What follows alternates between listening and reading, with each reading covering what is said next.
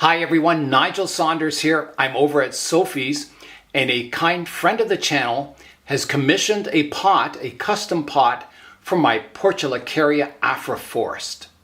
And the other one, I think, is probably close to that, the mica one, but because it's rounded, it looks way shallower, doesn't it? Yeah.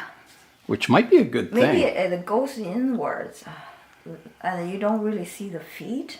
Yeah. So that affects the impression of the height too. Do you think you'd be able to make a rounded pot like that, or? I think so. It'd be a challenge for you. Yeah. Well, we'll measure the sizes, and I'll do a few experiments. Okay. That's... So Sophie's measuring up the existing mica pot that it's in the forest. And the plan is to make a clay pot similar to the mica pot, but glazed with the color scheme of this pot, which is, it's got tans, browns, and sort of an olive green color.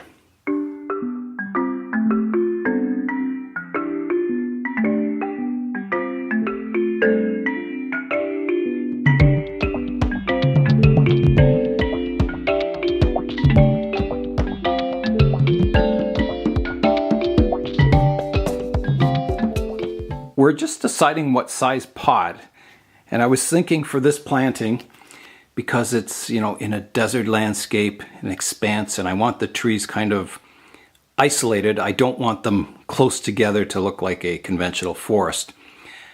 So we're just deciding what size pot to make.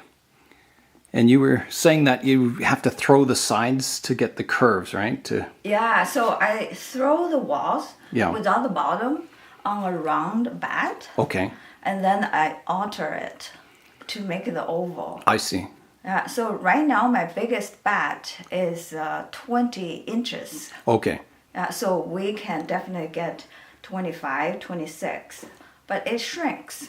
I see, right, it shrinks by 15% or something like that? Yes, or, 15, if not more. Okay, yeah. So maybe even more. So I need to, first step, I need to find a bigger bat than I see. 20 inches. Okay, that's step number one. Yeah, if I'm nice to my husband, yes. If I ask nicely, maybe he's willing to make me one. Okay.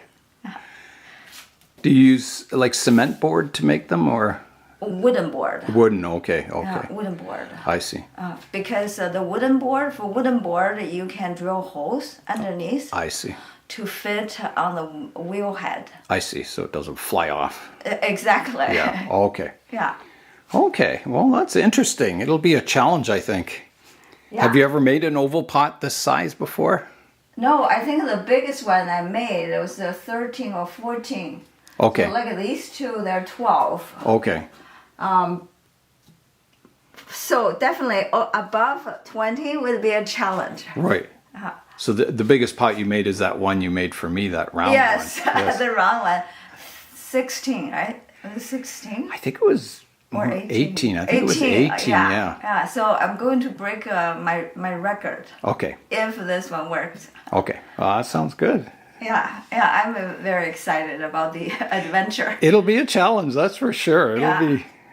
It'll be interesting to see how it turns out. Yes, maybe I'll have to videotape myself. Yes. Yeah, when I throw it. Okay. I see how many times I need to try. Success and failure. To make it work, yeah. Yeah, that's true. Sophie's just looking at her pots to look for glazes that are similar to what we want. So she's just checking it out. There are two possibilities. What do you think of this is two glazes. Oh, I see. The one at the bottom. I think the color's good, isn't it? Yeah. And the clay color is good too, isn't it? Yeah. And you've got another, this one here is... This one, yeah. Is quite good too, isn't it? This one has a little bit of green. Which is probably good. Yeah, I think... I kind of like this one for the texture, the texture and texture, yeah. Like the spots and all that. I think are quite nice. And then the clay color is fine. Is that just one glaze on here? Just one glaze. So when it collects, it goes that sort of a tan color. Yeah. Yeah, I think I like this one. All right. So the first one I'm going to try. We'll try with this glaze. Yeah, I like. And we'll see how I like it this. turns out. That kind of pattern. It's not boring. It's very subtle, but it's there, isn't it? All that texture. And if I don't add more clay to the top, it'll be more of this color. I see. So when the glaze is thicker, then it gets lighter. Lighter, okay. Yeah. Yeah, I guess the only danger I can think is that the sand on top here will be like a very light tan. Yes. And we don't want the pot the same color as the sand. So I'm wondering if maybe darker. Yeah, I say this works better than the lighter one. Yeah, I think the lighter color up there will be very close to the sand color. Yeah. And then you'll just get, Yeah, the pot won't frame merged. Yeah, it'll look all like one piece. Yeah. Yeah.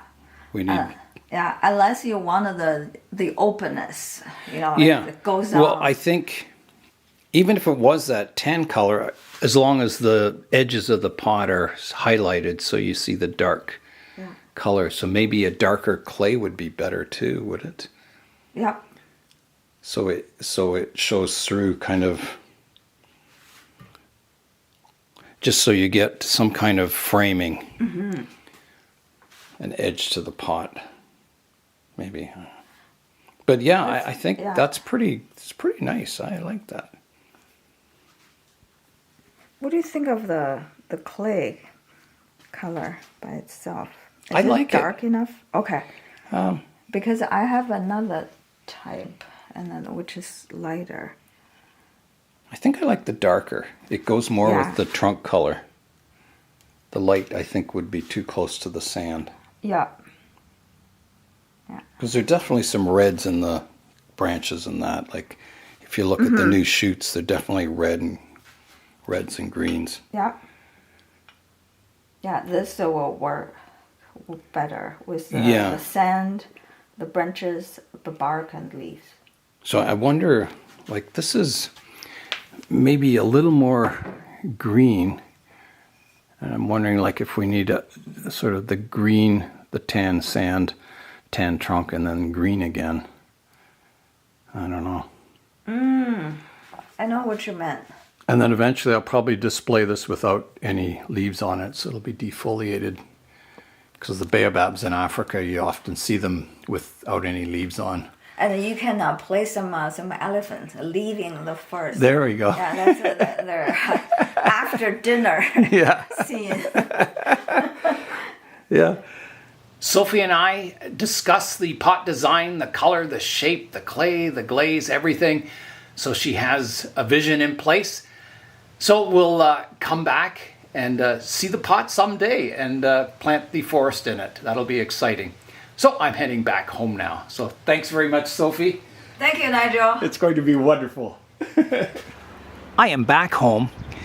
My Portulacaria afra forest has never been in a clay pot. It's always been in a mica kind of training pot. So I'll be repotting it all once the new pot is done.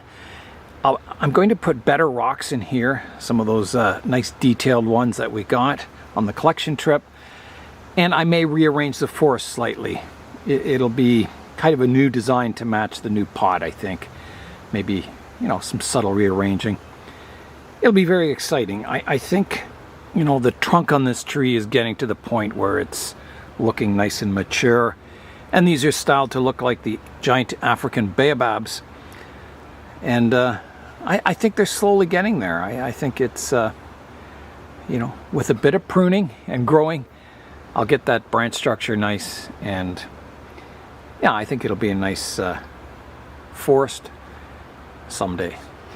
I didn't get time to work on my dragon pot today, so I'm going to wait till it cools down towards the evening and continue working on that.